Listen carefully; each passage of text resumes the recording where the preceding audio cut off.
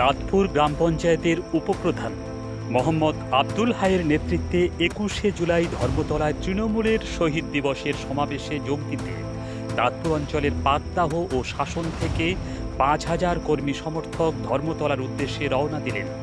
এবার দিনটির আরও বাড়তি গুরুত্ব রয়েছে ২০২৪-এর ২১শে জুলাই সদ্য সমাপ্ত লোকসভা নির্বাচনে ও বিধানসভা নির্বাচনে তৃণমূল কংগ্রেসের জয় ৪-৪। লোকসভা নির্বাচনে দেশ কাটতে না কাটতেই রাজ্যে ৪টি বিধানসভার উপনির্বাচনের ফলাফলে ফের উড়েছে ঘাসফুলের পতাকা। ৪টের মধ্যে ৩টে বিধানসভায় ছিল বিজেপির দখলে। এই ২১শে জুলাই মানুষের আবেগ, সেই আবেগঘন মুহূর্ত নিয়ে মোহাম্মদ আব্দুল হাই বক্তব্য রাখেন। দাঁতপুর গ্রাম পঞ্চায়েতের পক্ষ থেকে ১৩ জন শহীদদের প্রতি শ্রদ্ধা ও ভালোবাসা জানান। মমতা ব্যানার্জি প্রতি বছর ২১শে জুলাই পালন করে থাকে।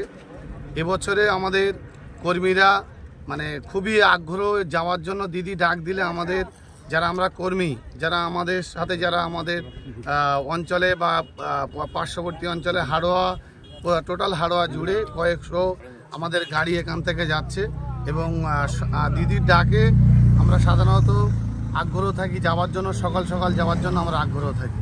এখনো দেখা যাচ্ছে যত বাস সবই আপনার নেতৃত্বে বাসগুলো যাচ্ছে।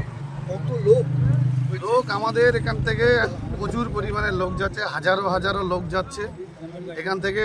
আমরা একটাই তাদেরকে বলেছি তারা যেন সুস্থভাবে যায় এবং যে আমাদের নেত্রী যে কালকে যে বলেছে যে যেন সবাই ড্রাইভার যারা গাড়িগুলো চালাবে তারা যেন ঠিকঠাকভাবে চালায় এবং আমাদের কর্মীরাও সেইভাবে শান্ত শৃঙ্খলাভাবে প্রত্যেকে যেন যায় এবং আসে।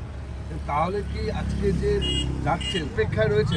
আমরা তো অবশ্যই আমরা দিদি কি বলছে আমরা শুনবো এবং আমাদের কর্মীরা শুনবে। আগামী দিনে সেইভাবে আমরা বাস যেখানে আটকে আমরা পায়ে হেঁটে পৌঁছাবো গন্তব্যস্থলে।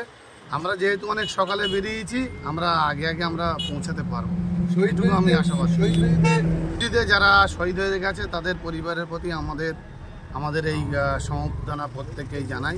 তারা যারা পরিবার তারা ভালো থাকুক, সুস্থ থাকুক। যারা আসছে তাদেরকে আন্তরিক শুভেচ্ছা অভিনন্দন জানাই। প্রত্যেকেই আনন্দ করছে, আনন্দ করুক, মিটিং আরও বড় করে হোক, এটা আমরা চাই।